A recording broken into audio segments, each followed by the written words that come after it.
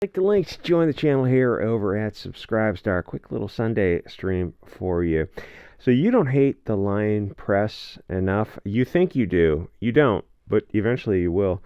And it's interesting to see what makes the left nervous, to see what they cheer and what they cheer cuties and they hate the sound of freedom.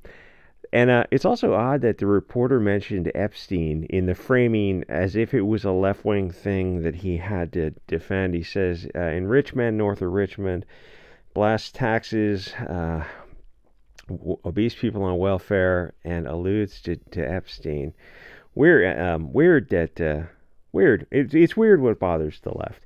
Anyway, so the country folk song that is having an amazing reach, and to the guy's credit, he's got a strong voice. He has a perfect voice for this kind of singing. I checked his Twitter yesterday. He had like 200,000 today. It's 270,000. So the song has connected with people in a big way. And for some reason, the left wing is vaguely uncomfortable with the song. You can just tell by how they frame all their arguments. The media is not the media. The media hasn't been the media in 100 years. I can only assume it's because it mentions that island that the left wing celebrities and politicians go to abuse kids. Because the left wing, where's that Maxwell list? Allison Nathan. We're not going to release that information. Oh, hey, good thing he later got appointed to the Federal Court of Appeals by Biden. Weird. Anyway, so the left wing is about a year away from openly sacrificing children to a pyre in Moloch's name and doing other things I can't mention because they flat out really do seem to want to hurt kids, or at least they stand by while others Epstein them. I mean, how they cheered Weinstein for like 30 years as long as he was making money for them. I know there must be some left-wingers out there who are starting to realize that they don't have a party anymore. The left has left them behind. Eventually, they're going to have to decide where they want to go with this, or if they're going to allow the far left to control them. Even liberals in blue cities are starting to complain about crime carefully. They're very careful when they do interviews. They voted for the politicians that made it possible. I will say there's some of the Asian reporters on Twitter are being more upfront about their concerns. And the rest of the mainstream media, the non-Asian media, is absolutely ignoring them because they're the worst people on earth. And not to defend the Asians, I mean they're the same scumbag reporters because when other people had issues, the Asian reporters weren't covering it. It's only when their tribe has an issue that suddenly they're covering it. So it's not like they're suddenly being stunning and brave for everyone. It's just for other Asian reporters. This might be too much for YouTube. Anyway, so the left-wing platform is soft on crime. They call it a bunch of other stuff, social workers, more government programs, more government control, except everything except starting to cut back welfare to force the father back in the support role that he's supposed to be in instead of them marrying the taxpayer. Socialism, liberalism, feminism, it started all this stuff in the 60s.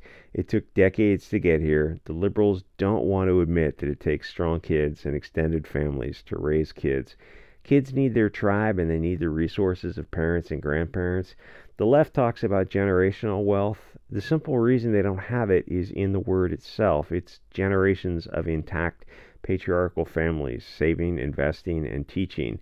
If you have kids too late in life, your great-grandparents and parents are not young enough to teach and influence their grandkids. Or if you're a single mom, you remove a husband, but also all the resources from his parents and his family.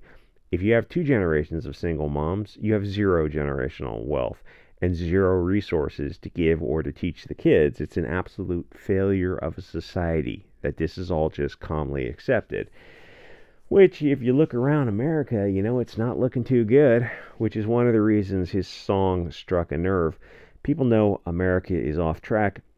They also know it's not going to get back on track.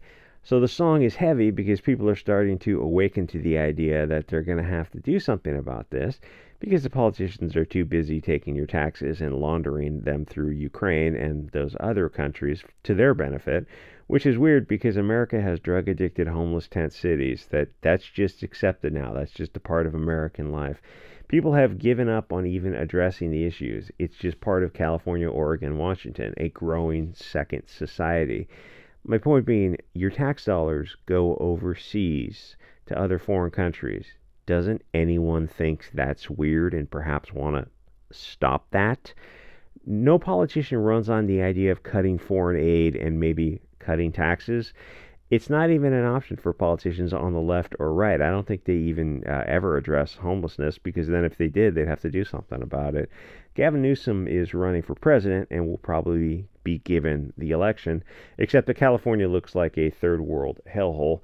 He never even addresses the issue, because to address it means you have to start tracing it back to its sources. One of them is single parenthood, which traces back to left-wing policies and government programs. They got the father out of the house and replaced him with the taxpayer. All the left-wing policies from the 60s caused this. They made the family obsolete, which was the plan all along. These people think long-term. The road to hell wasn't paved with good intentions. That's just pure copium. I don't know, with steel manning their argument, you're expecting them to act like humans because that's how you would act. You're anthropomorphizing them, and they're not human. You're putting your morals and ethics on top of them. They don't have any. The destruction of the West and decline of civilization was the intent the whole time. A conservative asks why a wall is in place before we tear it down. The patriarchy, tradition, church, rituals, tribalism, those were the glue that kept society together, and continuity and roots in a neighborhood, in a tribe, wherever. It takes time to establish that, and there's just no substitute for it. And it's not just me saying this. Look at America in the 50s compared to now. There's plenty of old videos on YouTube you can watch until eventually they'll take those videos down. Do you think this America is better for anyone except for the wealthy living in gated communities, or the people who own the country who don't even live in it? It's not a country anymore. A nation is natal. It's of the tribe. America now is just a dying commercial zone run by hostile foreign interests. It's a nation of constantly changing strangers who have never had time to build roots before they get displaced by new people, which is the goal, to keep the cattle as distracted as possible, so they're so busy struggling to survive they can't pay attention to Nancy Pelosi being worth $150 million, or Maxine Waters, Bernie Sanders, or the rest living in mansions giving taxpayer money to foreign countries. And don't get me wrong, and here goes the subscription count, but the right is right there with them. It doesn't matter if it's Trump or DeSantis. Neither one of them protects free speech. That single issue tells you if you're in a country that values liberty or not. Both politicians, Trump and DeSantis, and of course the left, I mean, that goes without saying, but people have this vague assumption that the right values free speech, even when they openly vote against it. I forget what Trump's thing, but you can look into that, or I can tell you afterwards. DeSantis, I still remember, Florida HB 269, DeSantis signed a law against the First Amendment, and both parties in Florida passed it. And the underlying issue doesn't matter, because it's the critical issue is free speech. Both those guys are against it, and of course Biden and Kamala are against it. The entire left wing's against it.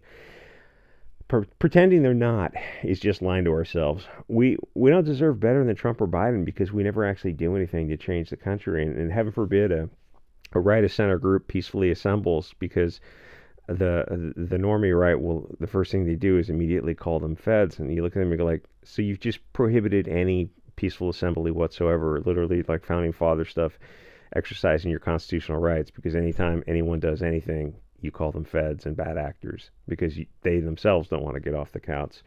The wings of the same bird don't matter unless you actually change its direction. All this happens while Americans are homeless, with zero intent for the politicians to ever actually address the homeless tent cities. Most people know the country is not supposed to be like this. Inflation and debt get worse every day, and they give taxpayer money away instead of cutting taxes. They are not our representatives, whether you're on the right or the left. They are the uniparty who are just stealing as much taxpayer money as possible. Honestly, the best thing would be if they gave the election to Biden again, because it would be the only thing that might actually kick off a civil war. People would finally understand that the politicians are selected, not elected. Trump getting elected would actually be horrible for the country, not for the way you think, but because he wouldn't do anything, or not enough, and the right wing would go back to sitting on their asses watching sports ball, eating the soy slop. because they would externalize the issue to the messiah figure, Trump, instead of finally really deeply understanding what they have done to the country. The uniparty has destroyed it. The best thing for the country would be if Trump goes to prison and people finally accept that they live in a third world banana republic.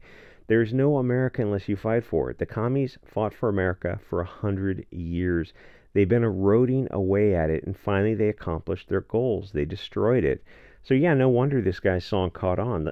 The last was Try This in a Small Town, and there's a couple of right-wing rappers on YouTube. There's a white guy with the tattoos on his face, and Bryson Gray, and there are probably a few others.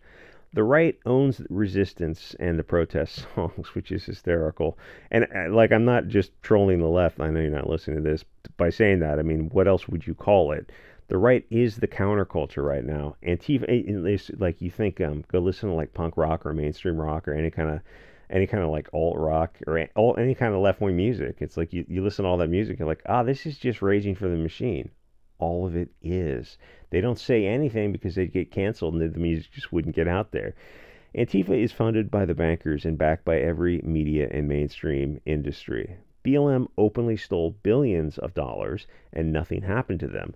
The J6 guys are in prison for actually speaking truth to power, and the left wing cheered it on. They never wondered why any protest by the right is brutally crushed, but the left can riot for years on end. They can kill 100 people, cause billions of dollars with zero consequences. That's the tyranny. This is the tyranny. This is all happening now. Anyway, join the subscribe so if you want to support the channel, and I'll see you guys all next episode.